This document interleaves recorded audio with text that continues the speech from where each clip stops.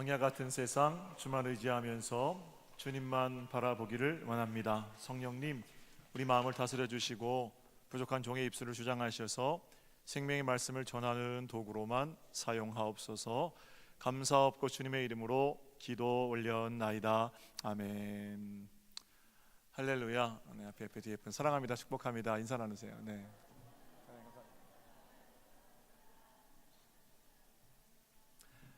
종교개혁 500주년 폴틸리 심포지엄 은혜 중에 잘 마쳤는데요. 여러 곳의 뉴스에 보도가 됐는데 기독교 방송들입니다. 물론 한 곳에 보도된 내용을 좀 보시면 좋겠는데요. 영상 틀어주세요. 먼저. 조직신학의 대가로 잘 알려져 있는 폴틸리의 신학 심포지엄이 아시아에서는 처음으로 광교 꿈의 교회에서 개최됐습니다. 이번 심포지엄에서는 폴틸리의 상관관계 방법이 타문화권에서 적절한 복음 선포의 수단이 될 수 있다는 논의가 진행됐습니다. 조홍연 기자가 보도합니다. 20세기 대표 조직신학자 폴 틸리히는 바울이 아테네 사람들에게 복음을 전파하기 위해 단순히 예수님에 대해서만 말하지 않았다며 여러 그리스 신들을 섬겼던 그들에게 스스로 종교심이 깊은 사람임을 상기시킨 바울의 전략에 주목했습니다.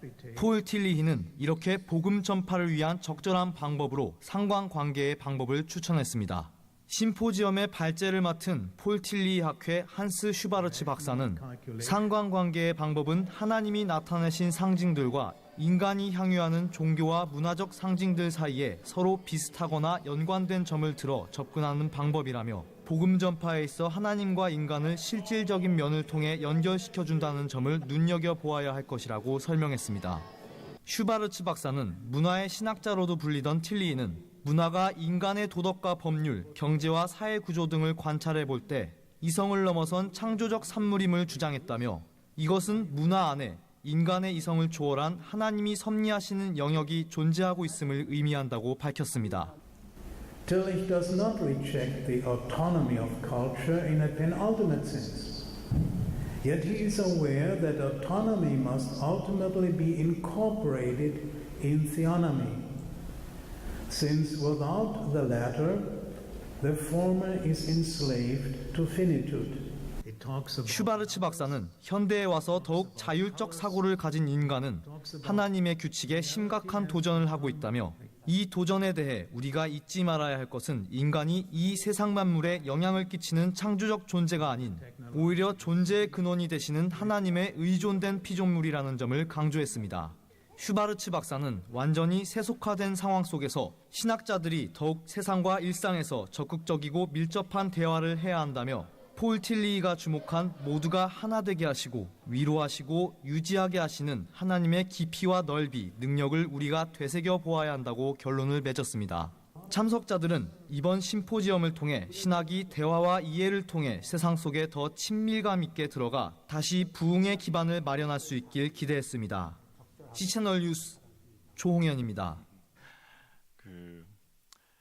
심포지엄이 은혜 중에 잘 마쳐졌는데요. 저는 일단은 우리 서동교회가 자랑스럽습니다. 대학 안에서 또 그들만의 리그로 진행되었던 어떤 학회, 세미나, 심포지엄 이런 것이 교회에서 목회자, 신학자, 평신도들과 함께 모여서 진행되었다는 데 의미가 있고요. 몇 가지 어려움들이 있었습니다. 발표 내용이 전문가가 아니면 이해하기 힘들었다는 내용이 제일 큰 문제였고요. 최선을 다해서 우리 전 박사님 번역을 하셨지만 조금 더 시간을 내서 문장을 매끄럽게 또 이해할 수 있게 다듬었더라면 참 좋았겠다라는 생각도 했습니다. 홍보하기에 시간이 짧았습니다. 그래서 더 많은 사람들이 참석해서 좋은 자리를 빛냈으면 하는 아쉬움도 있습니다. 그러나 모든 부족함에도 불구하고 은혜로운 일들이 훨씬 많았고요. 한국 교회가 한국 신학계 물주기, 제가 지난주에 이렇게 말씀드렸는데 복되고 귀한 일을 시작했다는 의미가 가장 큰 것 같습니다. 기도해 주시고 응원해 주시고 참석해서 자리를 지켜주신 성도 여러분께 진심으로 감사를 드립니다. 이번 심포지엄 5명의 발표자들이 나섰습니다. 모두 저명한 신학자들이십니다. 첫 번째 발표자는 아까 화면에도 잠깐 나왔던 레겐스부르크 대학에서 조직신학 가르치고 은퇴하시고 지금 명예교수로 계시는 한스 슈바르츠 박사입니다. 80 가까운 나이신데 1시간 동안 서서 자신의 논문을 읽었습니다. 발표 주제는 제가 요약 좀 해드리려고 하는데 이질적인 문화 안에서 복음 전파의 수단으로서 틸리의 상관 방법입니다. 굉장히 사실은 제목부터 예사롭지 않죠. 내용은 더 복잡하더라고요. 그런데 정리하면 이런 내용입니다. 오늘날의 사람들은 과거의 사람들에 비해서 훨씬 더 자율적입니다. 그러니까 어떤 자기가 자기 인생의 주인이 되어 있다는 측면이 강하다는 거예요. 그래서 현대인들은 어떤 권위, 주어진 권위에 순복하거나 오케이 또는 아멘 이렇게 잘 따르지를 않습니다.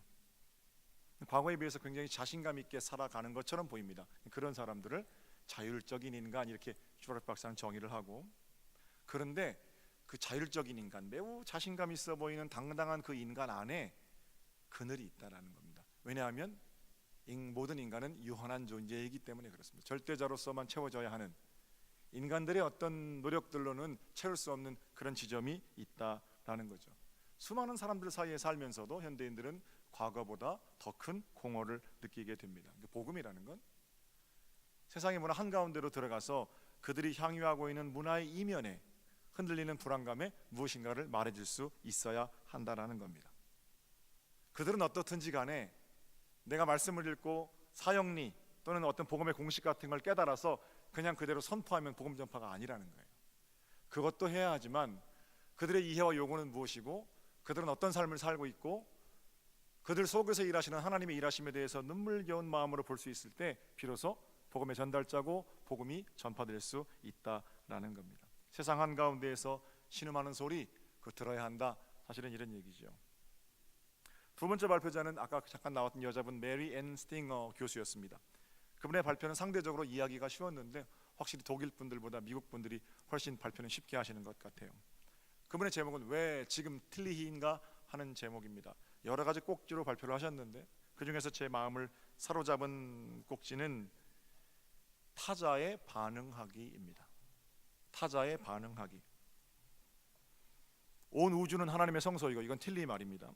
온 우주는 하나님의 성소이고, 모든 날은 주님의 날이고, 모든 식사는 주님의 만찬이고, 모든 일은 신성한 일이고, 모든 기쁨은 하나님의 기쁨이다. 만약에 이것이 사실이라면 세상 안에 모든 것들은 거룩함을 담지하고 있다라는 겁니다. 나와 같은 뿐만 아니라 나와 다름 속에도 진정성이 있음을 기억하고, 그 다름을 향해서 또는 다름 속에 있는 복음을 향해서 나아갈 때 우리의 삶이 훨씬 더 풍요로워질 거다, 이런 얘기죠. 세 번째는 오스트리아 비엔나 대학의 크리스티안 단츠 박사였는데 세계 종교와 기독교 이런 발표를 했어요. 근데 거기는 이런 겁니다. 다원주의자들이 말하는, 그러니까 어떤 방법을 타고 가든지 절대자에 이르기만 하면 된다, 그분은 똑같다 이렇게 얘기해요. 불교로 가든 기독교로 가든 이슬람교로 가든 그거는 어쨌든 절대자와 만나는 거기 때문에 괜찮다, 산을 오르는 여러 개의 길이 있을 뿐이다. 그 틀렸다는 거예요. 우리가 믿는 하나님과 이슬람이 말하는 하나님과 유대교가 말하는 하나님이 다릅니다. 그런 얘기를 저는 이렇게 쉽게 말씀드리지만 좀 더 깊은 통찰을 통해서 어떻게 문화를 들여다보고 대화할 수 있겠는가라는 제목의 주제였고요. 네 번째는 프레드릭 파렐라 교수였습니다. 역시 이분도 미국 분인데 개인적으로 저는 이 발표가 제일 좋았다고 생각합니다. 하나님은 어디 계십니까? 이런 질문에 대해서 우리는 우리 문화를 깊이 성찰함으로 살아계신 하나님을 만날 수 있다, 이런 얘기입니다.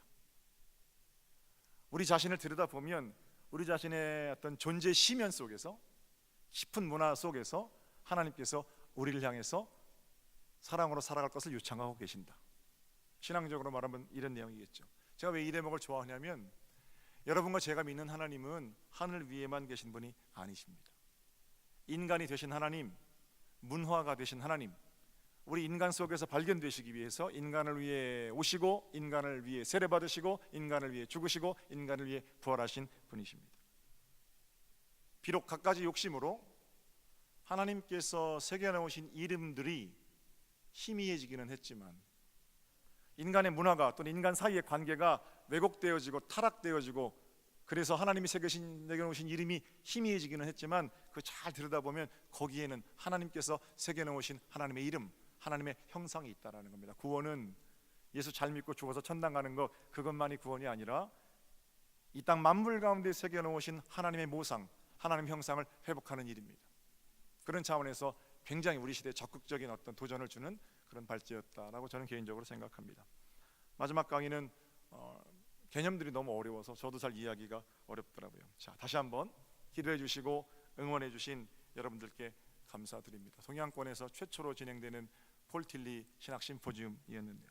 국제 틸리 학회. 제가 첫 시간에 이번 행사의 취지를 회중들 앞에서 설명하면서 이런 얘기를 했습니다. 여러분, 제가 좋아하는 노래 중에 언제나 시작은 눈물로라는 노래가 있습니다. 그 중간에 가사가 어떠냐면 시작하는 사람들의 눈물은 미래를 바라보는 망원경입니다. 이런 대목이 있거든요. 이 대목이 너무 좋습니다. 시작하는 사람들의 눈물은 미래를 바라보는 망원경입니다. 눈물을 흘리며 씨를 뿌리면 기쁨으로 단을 거두게 됩니다. 비록 힘들고 어렵지만 하나님께서 맡기신 일을 눈물로 시작해낼 때 우리는 그 흘러내리는 눈물의 투명체를 통하여 밝은 미래를 보게 된다라는 겁니다. 미래를 바라보게 하는 렌즈, 우리가 흘린 땀과 눈물이 한국교회의 밝은 미래를 조망하는 그런 망원경이 되었음에 참 감사드립니다. 그래서 우리 서정교회가 자랑스럽고 여러분 모두에게 감사의 말씀을 드리는 겁니다. 자, 이 정도 하고요. 오늘은 복음의 제사장이라는 제목으로 말씀의 은혜 나누기를 원하는데요. 15절을 보겠습니다. 본문 15절입니다. 그러나 내가 너희로 다시 생각나게 하려고 하나님께서 내게 주신 은혜로 말미암아 더욱 담대히 대략 너희에게 썼노니. 바울의 편지죠. 로마 교회를 향한 바울의 편지입니다. 바울은 자신이 받은 은혜를 로마 교회 교우들과 나누고 싶었습니다. 그리고 펜을 들어 편지를 쓰는데 글의 목적이 뭐라고 되어 있습니까? 내가 너희로 생각나게 하려고, 내가 너희로 다시 생각나게 하려고, 그들 가운데 계신 복음의 능력, 구원의 감격, 이런 것들을 생각나게 하려고 바울은 펜을 들어 편지를 썼습니다. 그리고 복음을 생각나게 하려고 바울이 삼고 있는 도구는 펜뿐만 아니라 은혜입니다. 다시 한번 15절을 볼게요. 그러나 내가 너희로 다시 생각나게 하려고 하나님께서 내게 주신 은혜로 말미암아 더욱 담대히 대략 너희에게 썼다 그래요. 은혜로 그 편지를 썼다라는 겁니다. 바울 하면 따라 나오는 것이 하나님의 은혜입니다. 사도 바울이 은혜를 얼마나 강조했는지 본문을 일일이 찾아서 적을 수 없을 정도로 바울은 하나님의 은혜를 강조합니다. 예수 그리스도를 인격적으로 만나기 전에는 바울은 은혜를 모르는 사람이었습니다. 은혜를 알았지요. 그러나 은혜가 그의 삶의 전면에 나서지 못했습니다. 그의 삶의 전면에는 오직 야망, 욕망, 그 예쁜 말로 하면 기대, 소망입니다. 다 뿌리는 똑같죠. 야망, 욕망, 기대, 소망, 자신이 이룰 꿈, 이런 것들이 날마다 바울에는 앞에 나섰다는 거예요. 그 목적이 바울을 이끌고 다녔습니다. 그리고 자신이 이룰 꿈, 야망, 기대, 소망, 이런 것들이 바울을 주장하는 동안에는 바울의 삶에 은혜가 전면적으로 나설 수 없었다는 거예요. 그러나 예수 그리스도를 만난 이후에 바울은 은혜를 전면으로 내세우게 됩니다. 야망도 있고 기대도 있고 소망도 있습니다. 그러나 그 어떤 것도 바울이 받은 은혜를 앞서지 못하는 겁니다. 그러니까 날마다 은혜가 51대 다른 거 40% 그 인생의 전면에 드러나는 거죠. 그런 삶이 있을 뿐입니다. 두 가지 삶이 있어요. 내가 이루고 싶은 소망이 은혜보다 조금 더 크든지, 왜냐하면 누구든지 욕망덩어리, 야망덩어리 이런 인생은 없거든요. 은혜를 알아요. 그런데 그 은혜가 전면으로 나설 수 없도록 욕망의 나를 주장하는 거예요. 그런가 하면 은혜가 51대 49 무슨 은혜로 충만해서 아주 fully 내 인생 전체가 은혜입니다 라고 말할 사람 많지 않거든요. 우리는 유한한 인간이기 때문에. 그러나 은혜가 어떤 욕망이나 소망이나 기대보다 조금 더 클 수 있습니다. 그러면 은혜가 나타나는 겁니다. 천국은 야망, 지대, 꿈, 소망 이리로 달려가는 동안 완성되는 게 아닙니다. 천국은 은혜를 내 인생의 전면에 내세울 때 비로소 시작됩니다. 사랑하는 성도 여러분, 이번 한 주간 여러분 이루고 싶은 소망이 뭡니까? 해야 할 일이 얼마나 많습니까? 그러나 잊지 마십시오. 하나님의 은혜에 붙들려 사는 동안에만 그 일은 하나님께서 내게 베푸신 천국의 일이 됩니다. 은혜에 붙들려 사는 복된 인생 여러분들의 것이 되시기를 주님의 이름으로 축복합니다. 자, 바울은 하나님께서 왜 이 은혜를 내게 주셨는지를 16절에 이렇게 이어서 증거하고 있습니다. 16절을 보세요. 이 은혜는 곧 나로 이방인을 위하여 그리스도 일꾼이 되어 하나님의 복음의 제사장 직분을 하게 하사 이방인을 제물로 드리는 것이 성령 안에서 거룩하게 되어 받으실 만하게 하려 하심이라. 심포지움만큼 어려운 것 같아요. 문장이, 번역이. 편한 성경으로 제가 읽어드릴게요. 하나님께서 이 은혜를 내게 주신 것은 나로 하여금 이방 사람에게 보내심을 받은 그리스도 예수의 일꾼이 되게 하여 하나님의 복음을 전하는 제사장의 직무를 수행하게 하시려는 것입니다. 그래야 이방 사람들로 하여금 성령으로 거룩하게 되게 하여 하나님께서 기쁨으로 받으실 제물이 되게 하려 하시는 것입니다. 하나님께서는 바울에게 큰 은혜를 베푸셨습니다. 그리고 그 은혜를 가지고 뭐라고 그러세요? 그리스도의 일꾼이 되어라, 하나님의 복음의 제사장이 되어라. 은혜를 주신 이유가 바로 그것이라는 겁니다. 저도 여러분도 똑같습니다. 저도 여러분도 하나님께로부터 은혜를 받은 자입니다. 그런데 그 은혜를 가지고 그냥 너 편하게 살아라 이게 아니죠. 은혜를 가지고 사도 바울처럼 너는 그리스도 일꾼으로 나서라, 내가 사는 삶의 현장에서 복음의 제사장이 되어다오, 내가 내게 은혜를 베풀었지 않니? 하나님께서 지금 그렇게 우리에게도 강력하게 요청하고 계시다는 겁니다. 2017년 평택 땅에서 모든 것들이 변화되어 가는 이 아름다운 도시에서 하나님께서 우리에게 먼저 은혜를 베푸신 것은 우리로 하여금 그리스도 일꾼이 되게 하시려고 여러 이질적인 세상 문화 속에서 복음의 제사장 직분을 감당하게 하시려고 하나님 우리에게 은혜를 주셨다는 겁니다. 이 일은 매우 귀한 사명이자 아무나 받을 수 없는 직분입니다. 먼저 우리는 이렇게 우리의 내면에 물어야 됩니다. 한번 따라해 보실게요. 나는 내가 맡은 사명에 긍지가 있는가? 여러분은 어떠십니까? 여러분이 맡고 계신 그 일에 어떤 사명, 그 누가 맡기신 겁니까? 하나님 맡기신 소중한 일이라는 그런 마음가짐이 있으십니까?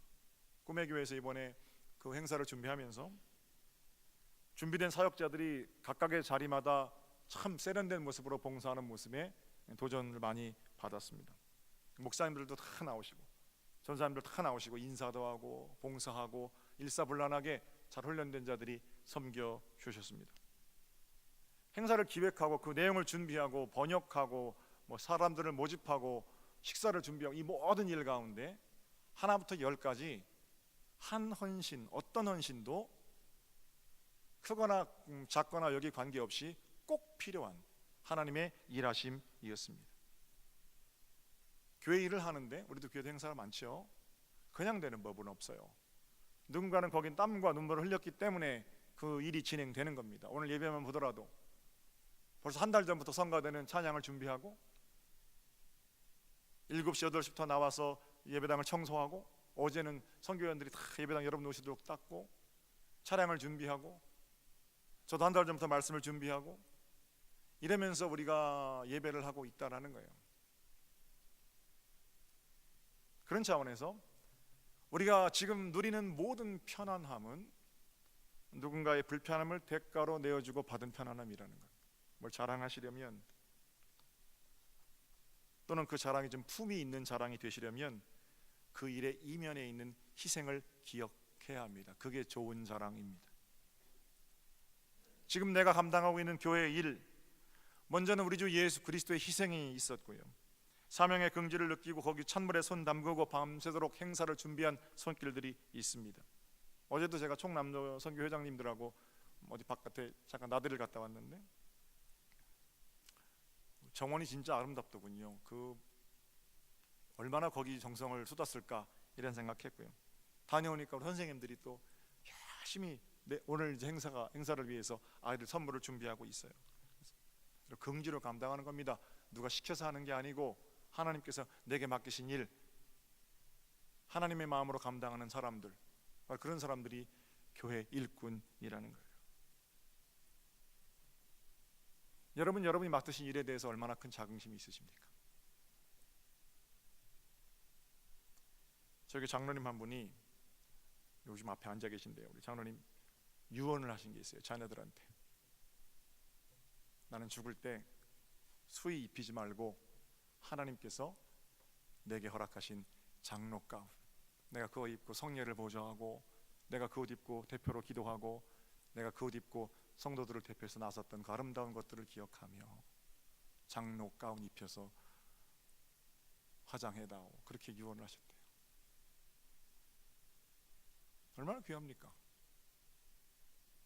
어릴 때부터 제가 저희 아버지로부터 들었던, 아주 귀에 못이 박히도록 수백 번도 더 들었던 이야기가 있습니다.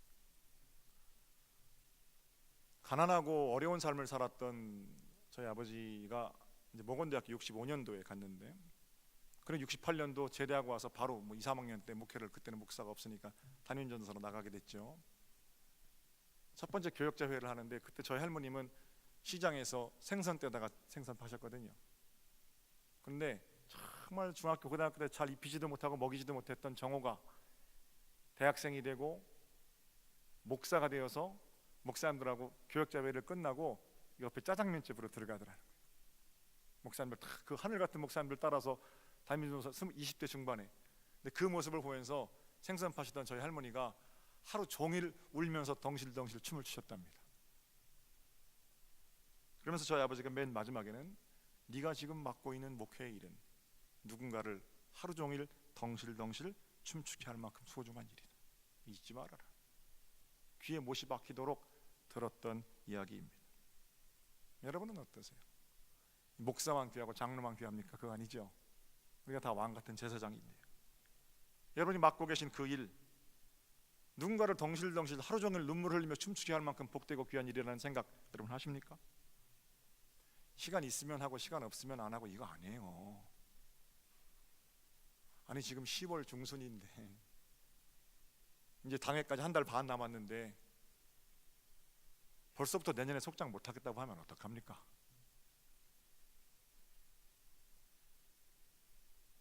제가 그런 말 하시려면 저한테 전화하지 마세요. 긍지를 가지고 2018년 우리 교회가 어떤 일들을 해서 생명들을 건져낼까, 여기 좀 마음을 쏟고 기도하고 동참하고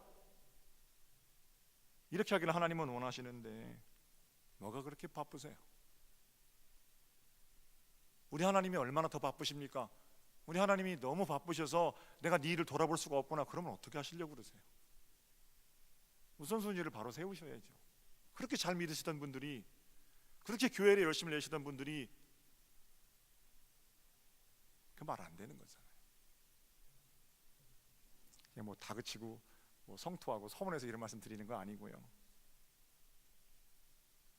부디 긍지를 가지고 내가 맡은 일, 천사도 흠모하는 복된 이름을 기억하며 복음의 제사장으로 나서 주시기를 주님의 이름으로 축복합니다.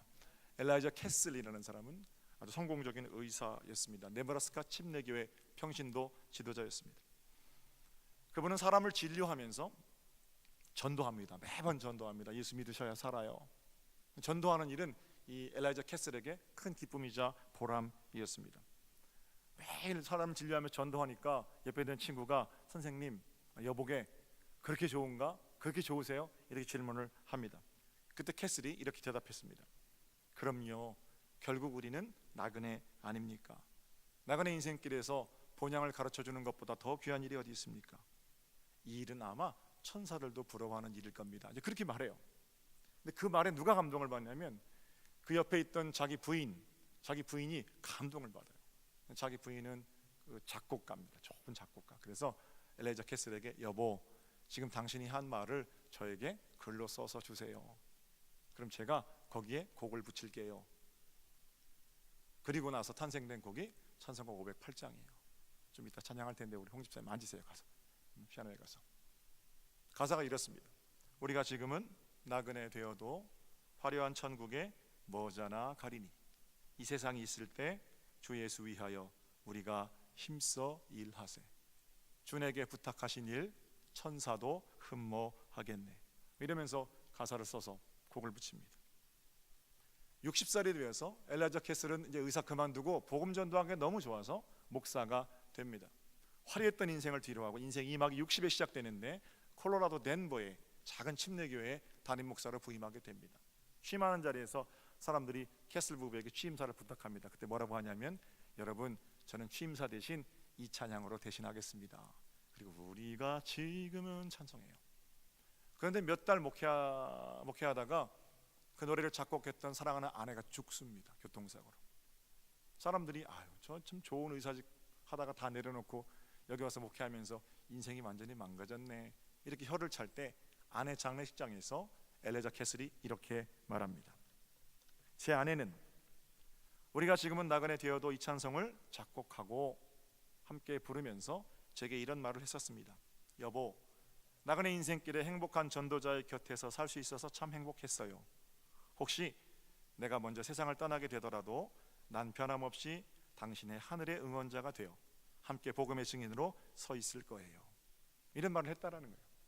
캐스린, 여러분, 여기 지금 와 있는 하늘의 응원자, 복음의 증인인 제 아내와 저를 위해서 이 찬송을 불러주시지 않겠습니까? 아내의 장례식장에서 이 아름다운 찬송이 울려 퍼졌습니다. 같이 한번 찬양해 볼까요?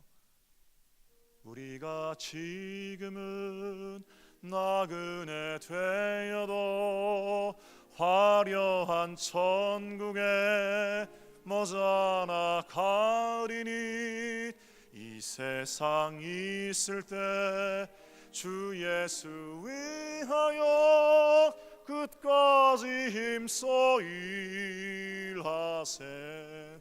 주 내게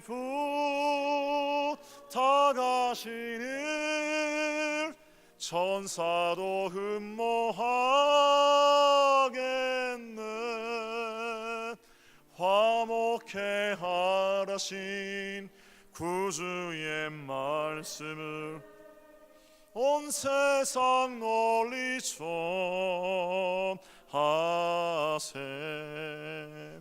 사랑하는 성도 여러분, 복음의 제사장으로 산다는 건 감격적인 일입니다. 하늘의 천사도 흠모하는 일이고 아무나 할 수 없는 일입니다. 제사장은 하나님과 사람 사이를 엮어주는 일이잖아요. 구약에 우시아라는 왕이 있어요. 정치를 잘했습니다. 나라가 부강해지고 평안해졌습니다. 부강해지고 평안해지면 따라오는 것이 곧 교만입니다. 그 우시아 왕이 성전에 들어가서 제사장들만 할 수 있는 일을 자기가 하겠다고 나섰다가 문둥병자가 됐어요.